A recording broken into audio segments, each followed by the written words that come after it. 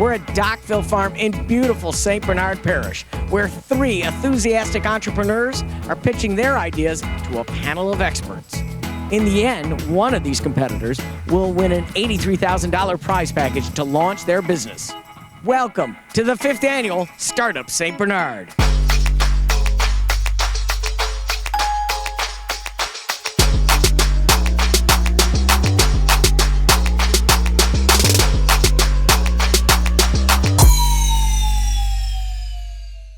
Year 5, ladies and gentlemen. Welcome to it. My name is Tom Gregory.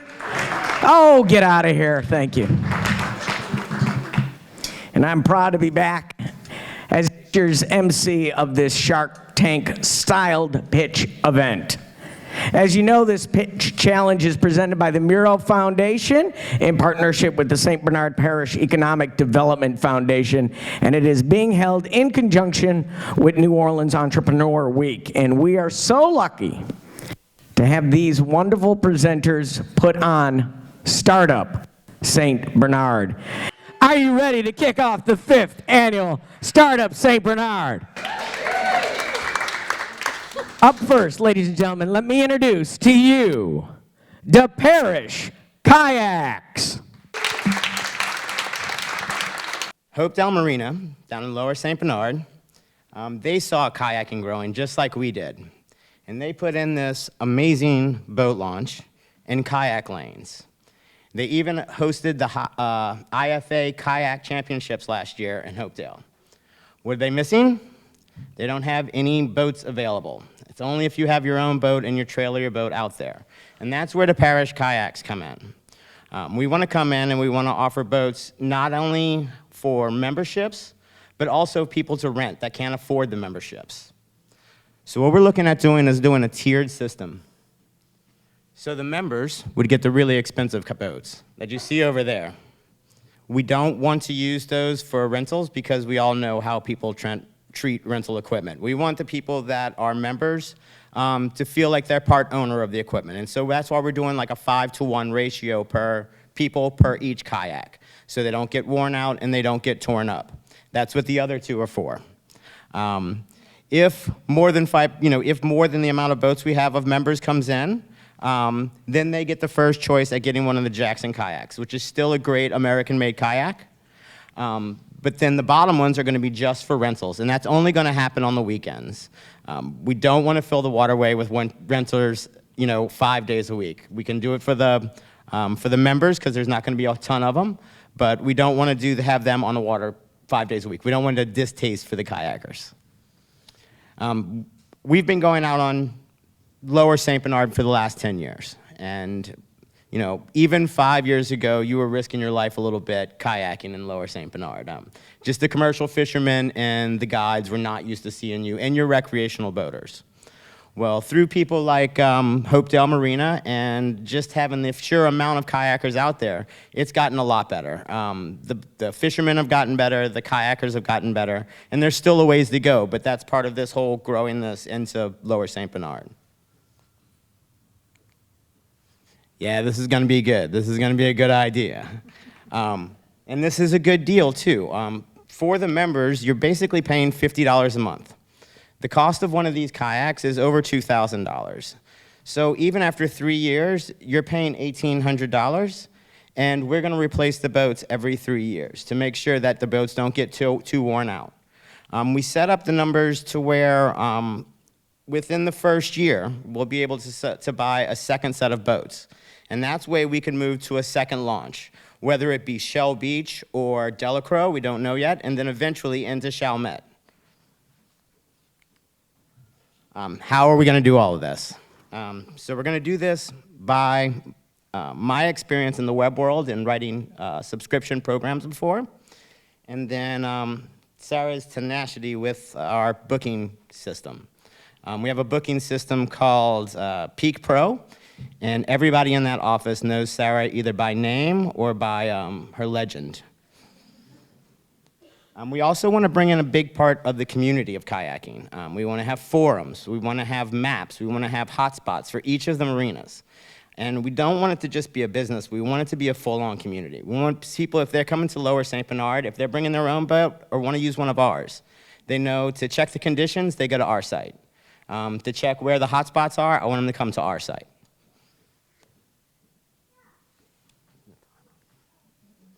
Okay, so what are we looking at here? So if the prize is $40,000, and with $40,000, we can start this complete system up. That's including a trailer that'll house the boats, and they'll get a magnetic lock system. So all members will have a magnetic lock. They need to use the boat, they go online, they reserve it, they unlock it with their magnetic lock, they rent it out. I mean, they take it out just like a library book. And like, hopefully they'll wash it before they put it back. The other thing is we need a vehicle, and it doesn't have to be anything special. It just has to be able to pull the trailers and get us out if we have to evacuate. And the boats.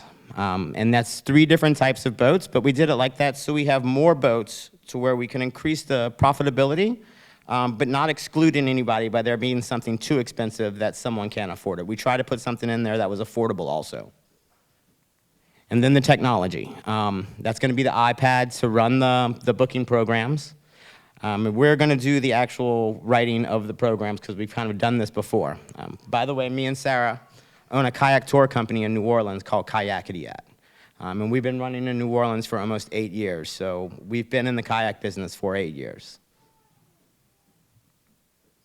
So this is kind of our idea. You know, we want to reach out to each one of the marinas. And over the course of the 5 years, I've spoken to every marina, and I've never had anybody say anything negative. Everybody wants this to happen. It would only take up 1 parking spot in their marina. We run it so it's just more customers for them. And it makes, you know, if people start talking about it, then it makes it more popular with the kayaking community.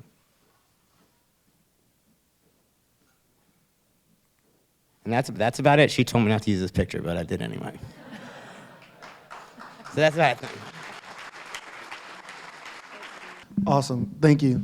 That was a great presentation.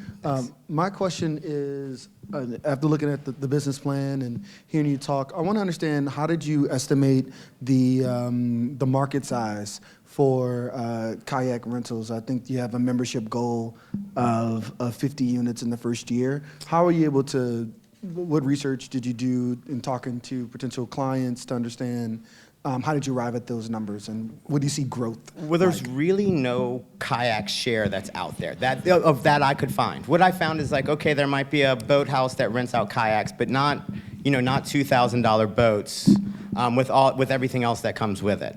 And so what I based it off of is how they do it in Tampa with motorboats. So you're part of this club, and you can get from a little 13-foot John boat all the way to an offshore boat. And I kind of worked with their numbers on what we would thought, and then how long it took us to grow what we think it would take to get to that point. Okay, I wanted to know if you have any contracts or MOUs in place with the marinas right now, and if so, how many marinas have you spoken to? Well, over the years, we've spoken to all of them. This year, to nail it down, we only spoke with Hopedale. Okay. He's been ready to do it. And I also know that Gulf Outlet Marina, he wants it really bad there, too. And then Campos is all about it also. Thanks for the pitch. This is fun. In New Orleans, are you renting mostly to residents or to tourists? In New Orleans, we are doing guided tours, and that is for it used to be about 90% tourists, but it's come about 75% tourists and 25% locals. And I really appreciate the fact that you're trying to have availability and access through the membership to, presumably those are mostly to locals who are going to pay the $50 a month, right? Correct. It just strikes me that there's maybe a potential missing market of folks who are like flying in to fish, to do kayak fishing in the marshes, where they might want actually to pay, for the fancy boats, and might be willing to pay far more than your prices for the less fancy boats, even if they're not for right, and so non-members. there is something in place. So one of our original ideas, and we want to implement it, but we want to get this going as it is. As part of that membership and part of bringing in some money, not only us hiring extra people every time we move to another marina to create jobs, but also having a certain type of membership for guides. So if a guide has a membership, he'll be listed on our site, or he advertises himself, and these people that come fly in because he's a guide, he can rent those boats and bring them out with him. And so you talk to guides who would want to do that? Oh, definitely, definitely. Because that seems like actually, to Blake's question about who's going to be the market for this, that strikes me as a great market. Yeah, and you know, getting the guides and getting people that come in as tourism, and what we found is we've been bringing out lots of environmental groups. We bring out Restore and all those guys, and that's been kind of a big market, and I think that would be part of the market down there, is them contacting us and, hey, can we rent these boats to go show the dam at the Mr. Go, or, you know, something like that. Okay, I wanted to talk about insurance. I noticed on the first year of your business plan, there's not any money for insurance, but on the second year, we have $2,000. Can you explain the insurance part of this? Because it's per year, and so we didn't think we were gonna have to insure up until that second year, so it's basically the insurance for both years. Is that liability insurance or That's insurance on liability, that's liability, and we're also looking into getting property. kayaks? Okay, Because as of right now, to insure the trailer, it has to be connected to a vehicle. If it's not connected to a vehicle, you cannot insure just the trailer. what about just the kayaks? Are those insured? Those are able to be insured through that, the same company that does our liability. Okay, okay. All right, thanks, everybody. Ladies and gentlemen, are you ready for contestant number 2? Then let's welcome to the stage, Breathing Waters.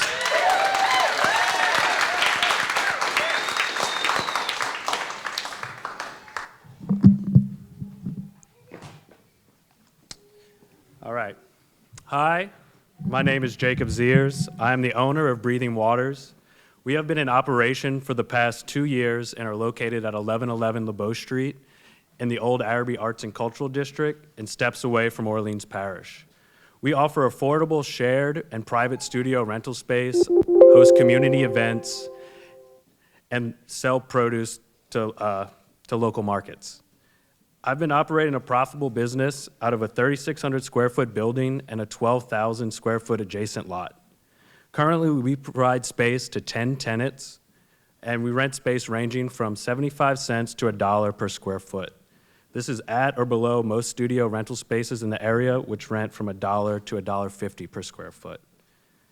So I started Breathing Waters 2 years ago when I was working in the environmental engineering field, and I was looking for a creative outlet, and I wanted to start a business based around my passions, which are making art, growing food, and using my resources and skills to help others around me succeed.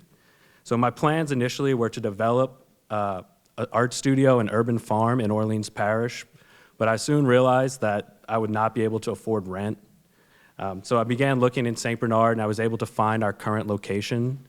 The rent was very affordable, and it was in a prime spot, easily accessible to Orleans Parish. In October 2016, I signed a lease, and I immediately started renting space out to people who were in the same position as me that were looking for affordable studio space and also other things. So what makes Breathing Waters unique compared to other studios in the area is that we're able to offer our tenants and community a service that no one else can.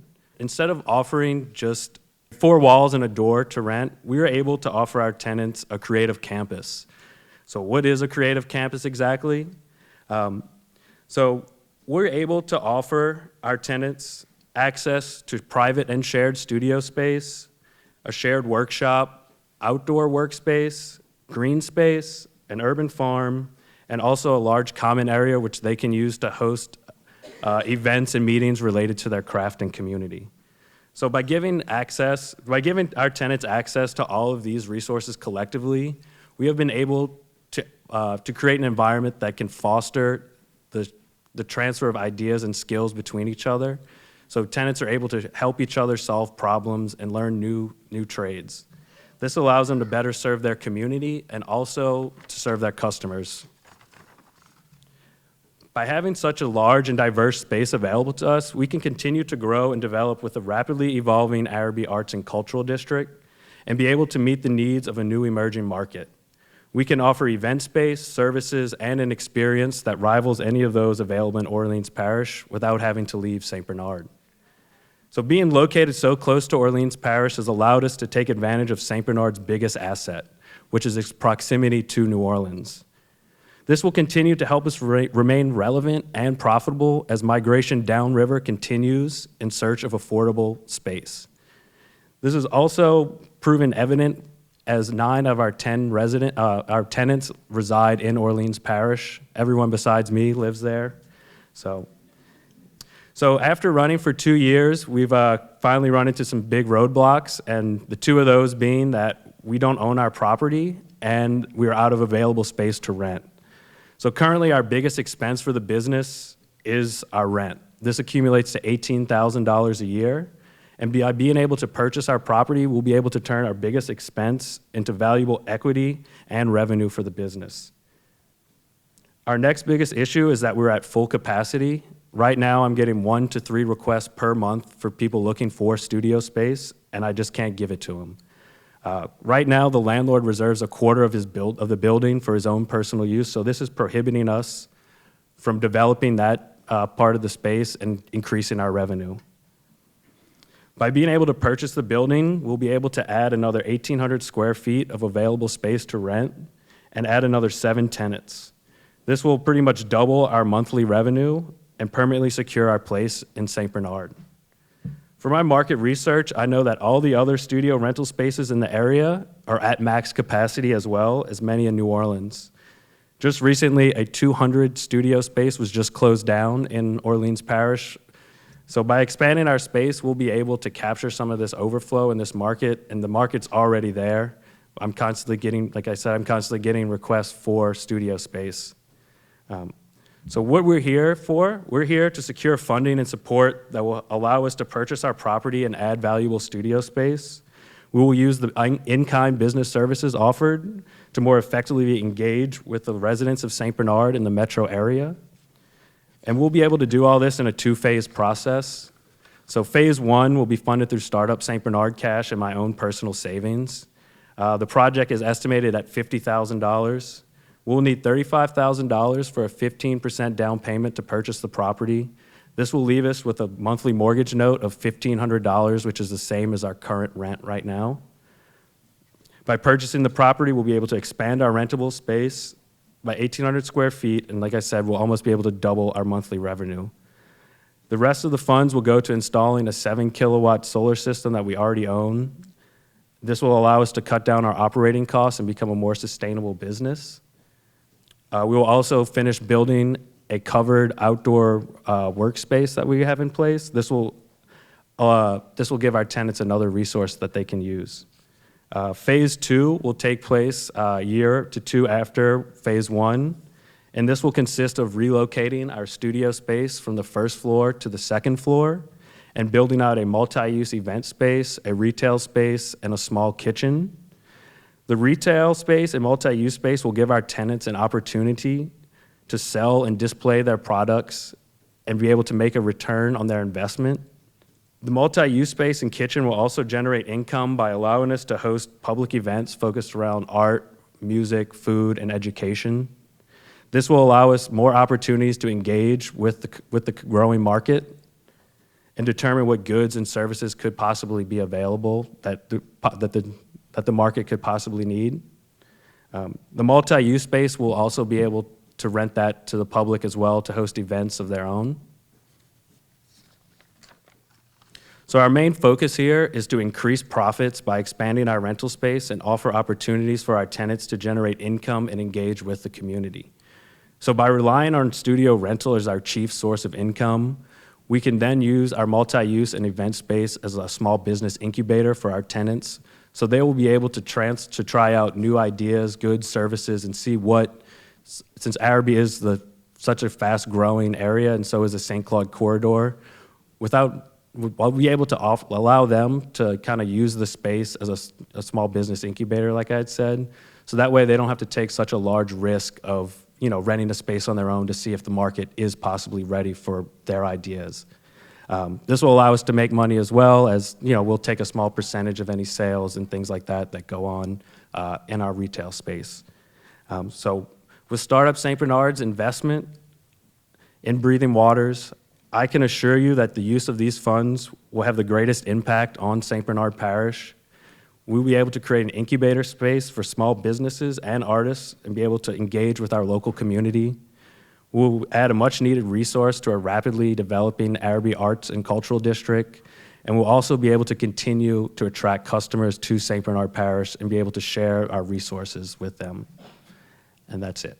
Thank you.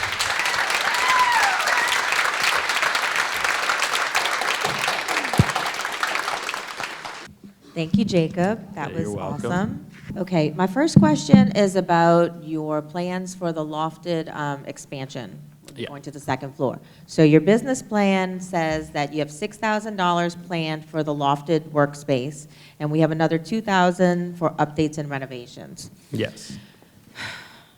From a construction standpoint, that's way low. Like, you're going to Yeah. need way more money than that. I think it's a great idea, but you're going to have to allocate more money than just $8,000 for that renovation. Yeah, I mean, we plan to do most of the work ourselves, getting a contractor.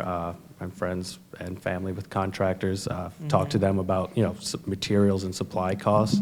Okay. And by being able to have a community and a shared workspace like we do, we have people in-house that know how, are construction oriented. I build lots of things. I have an engineering degree. I know how to build things properly. So, this is mainly the cost for materials. Okay. And then, we'll have to do permitting and stuff like that, but this is Okay, kind so of everybody's just, going to pitch in. I got you. yeah, this is just kind of the bare, estimate, kind of just for materials. So we're not Gotcha. going to be hiring, out to pay somebody to do this. Okay, great. I think it's a great idea, though, especially the second floor. That's going to give you a lot of extra room. Yeah, for because the right new now there's a lot of tenants. wasted space in our building that's not being used. So we'll be able to build more space to offer to more tenants, so Awesome. All right, thanks, thanks. Jacob. So you mentioned that you are receiving 2 calls or so a month from people interested in using the space. So that's your inbound marketing. What is Yeah. your outbound marketing strategy? How do you plan to reach potential tenants? Because with co-working spaces, that's usually the biggest sticking point is actually finding folks to fill up the spot. Yeah, so we've been full for the past year. We can't rent any more space. We get a lot of business just from word of mouth because we are such a unique space. Social media, with the in-kind services that are Startup St. Bernard is offering a lot of advertisement services, so that's a good, we'll be able to reach out that way. But mostly we do word of mouth, social media. I'm involved in the community. I'm an artist myself, so I'm constantly telling people about the space, get them to come check it out, and so we haven't had any issues so far, getting calls. So we always are getting, we have lots of interest in what we're doing. Cool. You actually brought me to the second question I had, which is around the competitive landscape. So can you talk more about, you said there was an art studio that recently closed. Yeah. What did you learn from their closing? And how does that inform your work with Breathing Waters? And what other competitors are there in the Yes. landscape? So they were shut down because they were deemed unsafe by the state fire department. They were operating the old Schneider's paper factory. I don't know if you know where that is. But basically, I mean, it was a great space, but it was just kind of a maze of, studios kind of built in a warehouse. So hopefully they'll be able to get up and running again and be able to offer that space because it was a great space and they had lots of good events and a strong community there as well. So we just basically have to do everything to code and make it safe for our tenants and, and safe for us to continue to grow because we don't want to have to shut down, so. So it seems like you're not going to have any problem filling these extra spots for studios that you're going to open up. But you do talk a lot about the event space, and I'm wondering if you're working with anyone who sort of knows the logistics of event planning, maintenance. That I partner with a garden in Central City, and they have an amazing event space. It's called Paradigm Gardens, Yeah. and they do a beautiful job. But it has been a huge learning curve. Yeah. You're working with a very specific kind of clientele that thinks they want to have this rustic outdoor experience, and then it rains, or it's Yeah. muddy because it rained yesterday. So I'm just wondering who you're working with as far as that's concerned. So I have a lot of event planning experience of my own. I'm involved in a lot of organizations around town, and we host a lot of events. and I've been planning that for the past, 3 or 4 years. So you talked about if it rains outside, how will we do that? By being able to have the space open inside and outside. The kitchen is inside. So if it is raining, we can host a pop-up kitchen. The main goal was to reach out to other small startups, chefs that have pop-up kitchens and need a space to cook food and, expose themselves to new markets. So the main idea behind that was to kind of let them spearhead their own kitchen needs, kind of we provide the space and they'll fill it, and they'll provide, the service.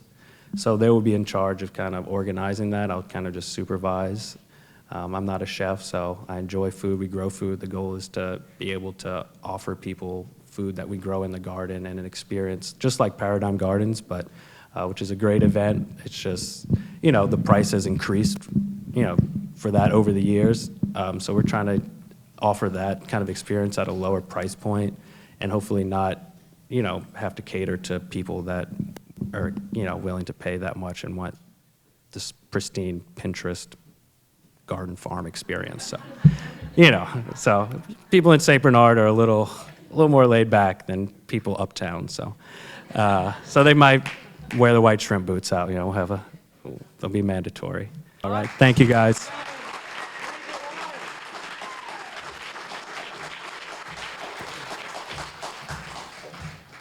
Thank you very much.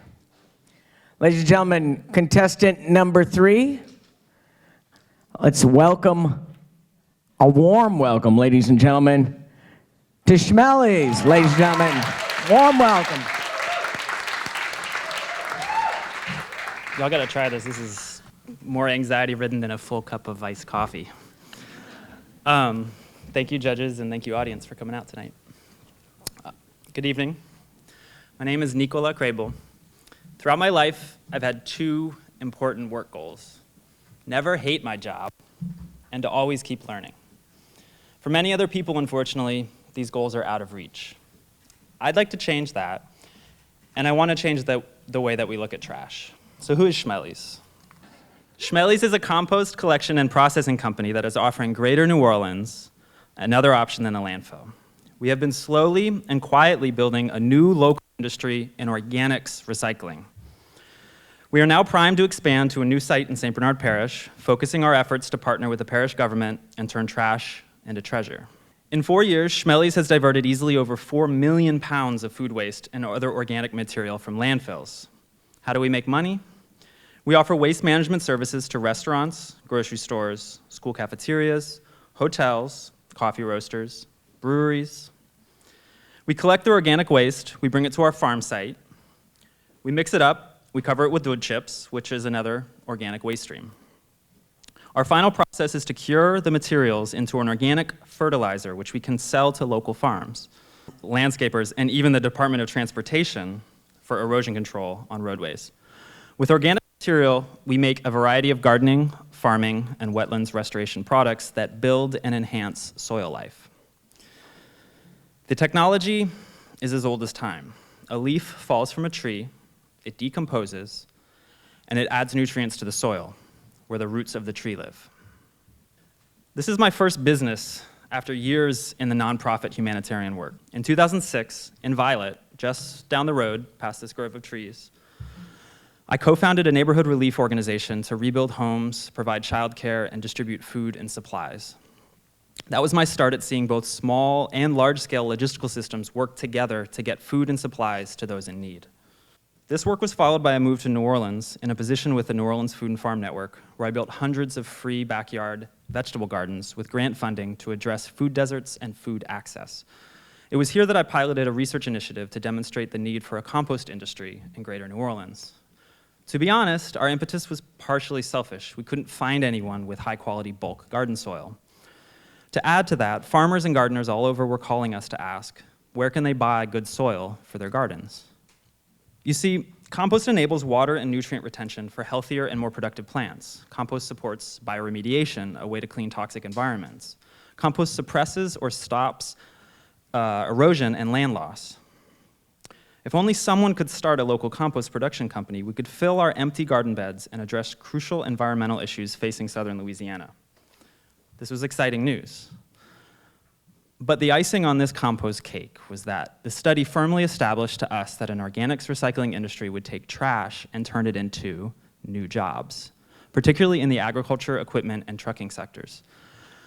My job at the nonprofit, however, ran out of grant money, and we were unable to secure any more funding. And so, Schmelly's Dirt Farm was born. It's a social benefit, for-profit company. Schmelly's has grown from 5 clients at the start to over 40 today. We have contracts pending with UNO, Tulane, and the Roosevelt Hotel. I'm getting calls from the Hyatt Regency, and I'm currently meeting with Folgers Coffee. We have never lost a client due to dissatisfaction, and we have won 5 of our competitors' clients. But we're facing a problem. We must find a larger site and increase our collection and processing capacity. Schmelly's is, as I pitched to you, building a brand new service truck to handle 6 times our current collection capacity and cut our service times in half. We estimate we could increase our revenue by well over 600% in the next 2 years if we make the right investments. Startup St. Bernard is an incredible chance for us to bridge the gap to our near-term goals. My plan is to allocate half of the reward money to new site development and half towards new and existing staff development. Additionally, some of the in-kind services would be perfect for marketing and public outreach campaigns. So what investments does Schmelly's need? We need equipment investments. We've increased our collection capacity over the last 2 years by reinvesting our own company savings, as well as outside financing for a new truck and custom equipment we've built in-house. As we scale in size, we will need to scale our equipment to match. Here in the parish, Schmelly's is proposing to Schmelly's is proposing to run a material recovery facility, or MRF for short. This location is on Parish Road at the site of the former landfill. This is a perfect location for a multi-organizational collaboration to recycle all different waste streams: oyster shell recycling, green waste and organics, cardboard and paper, potentially plastic and glass. This parish is centrally positioned in a metropolitan area of 1.2 million people. Opportunity is wide open for building new recycling end markets, building new jobs here in the parish. Finally, we need investments in people. Schmelly's is actively bringing on new positions: operations manager, soil scientist, and growing our existing partnerships with apprenticeship programs like Grodat Youth Farm. We can hire bright young leaders. We see a great opportunity in working with organizations and communities that can point us in the direction of potential employees who are just waiting for a break. We want to be able to pay a living, equitable wage for our employees. Since our beginning, we have looked at our work at more than just composting. We want to build bridges to meaningful jobs.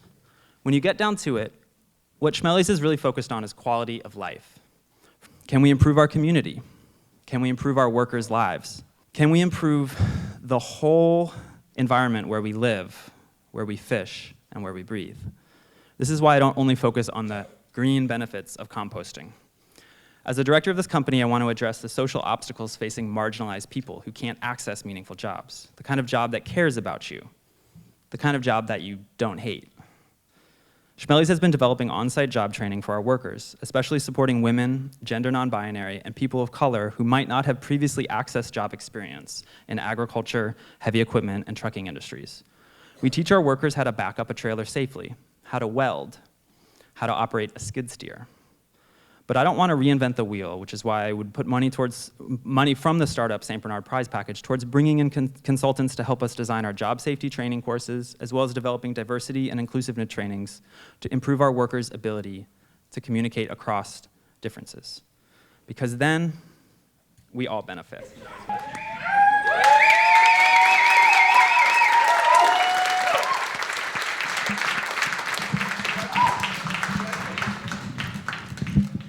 What's to stop landfills from just doing compost or switching to compost, or what competitive advantage do you have that Schmelly's can provide, or a moat that you can build around your work to protect the market that you're going to create?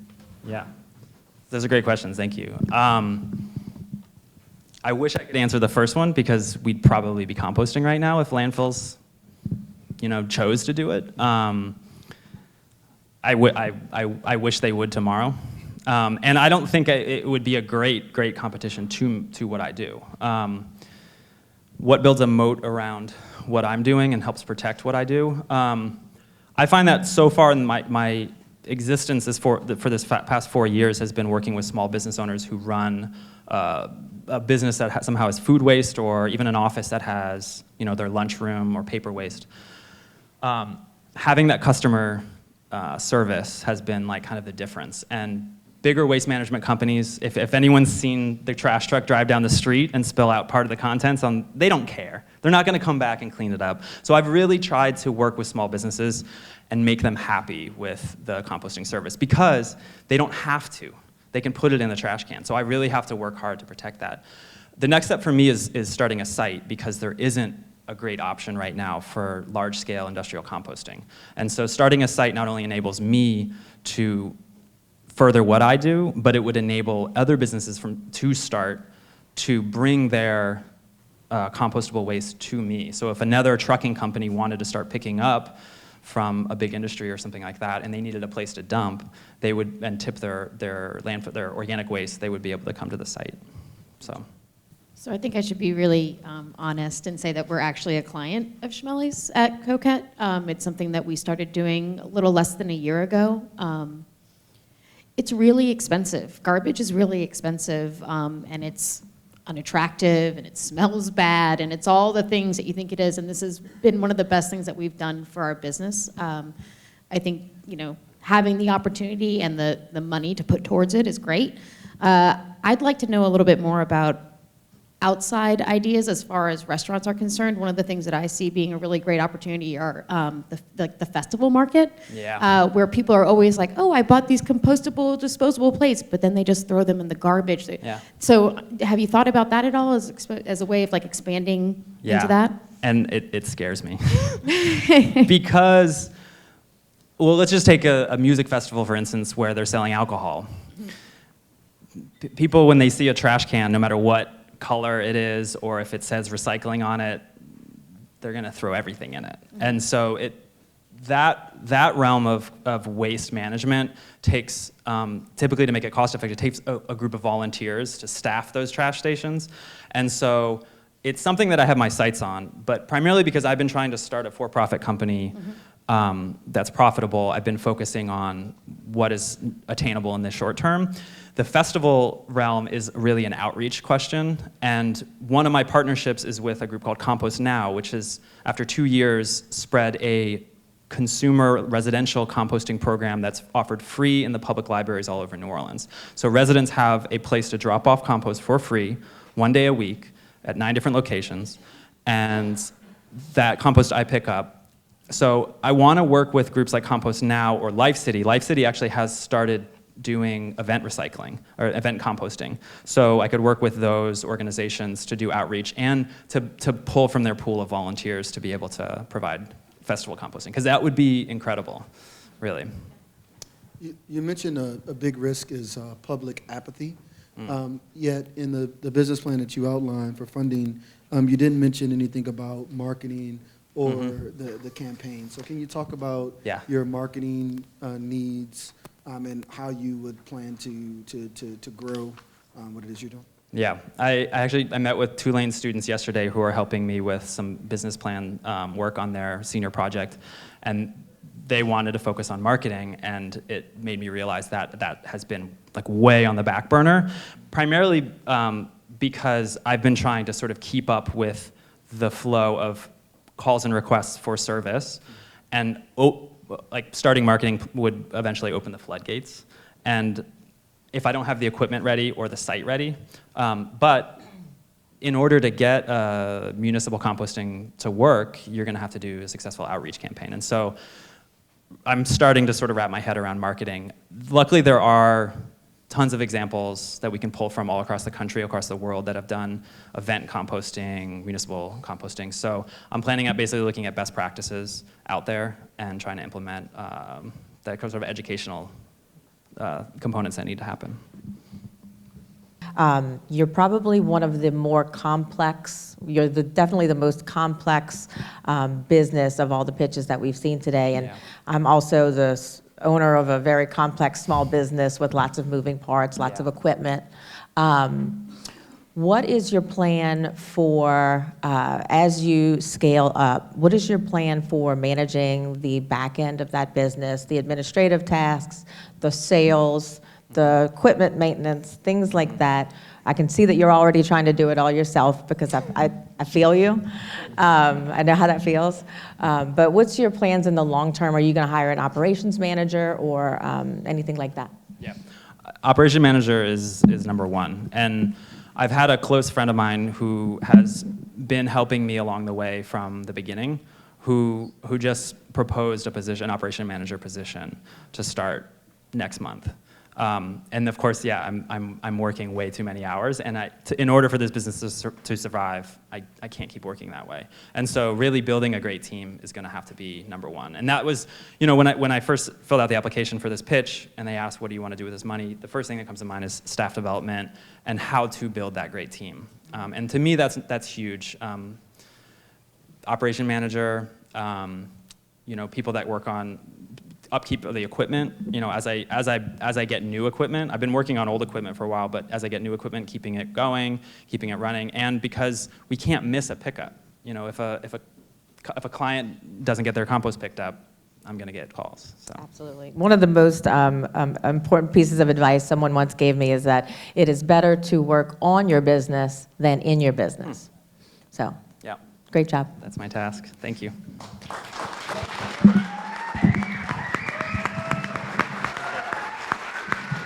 Ladies and gentlemen, let's give it up for contestant number 3, Schmelly's Dirt Farm. And also, let's hear it for all our contestants. Once again, ladies and gentlemen, amazing pitches with amazing futures here in St. Bernard Parish. The Parish Kayaks, Breathing Waters, and Schmelly's Dirt Farm. At this time, we'll ask our esteemed panel of judges to exit where they will tally their votes. This is our third time doing a pitch, and every time, you get the constructive criticism, and you learn from what they tell you. And so you just make your business stronger and stronger. I think it went well. I've been preparing for the past couple weeks for it, so I think I got out everything I needed to say. I was able to explain to the judges, our idea and our concept efficiently and effectively, so I'm hoping that they seemed like they was well received on their end. So. I think my pitch went pretty well. I was a lot less nervous than I thought, and it felt like I could really try to convey the message I was trying to impart on the judges, so it felt good. Here we go, ladies and gentlemen. Thank you. So first, we just want to tell each and every one of the entrepreneurs just how incredibly well you all did today. It's not easy to stand up here in front of everyone and talk about something you care about so deeply, and you made our decision incredibly tough. So it's very tough. We even had to have one of our judges recuse herself because she's using one of the services. But we wanted to say, before we announce the winner, to everyone here, in a competition, it's important to know that win or lose, if you don't take home the first place prize, prove us wrong. Go out and do all the things that you said that you're going to do, and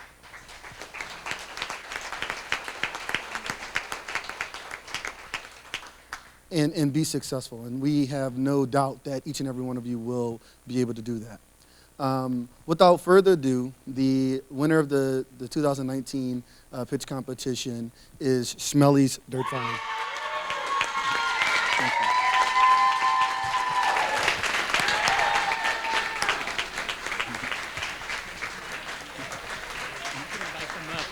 Give them this.